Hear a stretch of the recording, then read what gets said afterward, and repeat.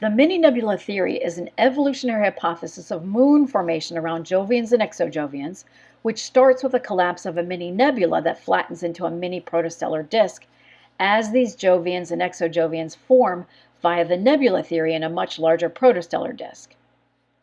So while a host star is forming its planets and exoplanets in a protostellar disk via the nebula theory, we have a forming Jovian that has an accretion disk around it that's forming the moons, also by an evolutionary hypothesis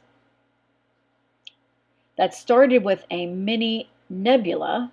So a nebula is just a little cloud, so you have a nebula, and as the nebula rotates, it's going to flatten out. Think of like a pizza pie dough. As you throw it up and it rotates around, it's going to flatten out into a rotating disk. And that's what we see with the larger protostellar disk and the mini protostellar disk from which the moons form. So the Mini-Nebula Theory is all on the formation of moons around Jovians and exojovians in these mini protostellar disks.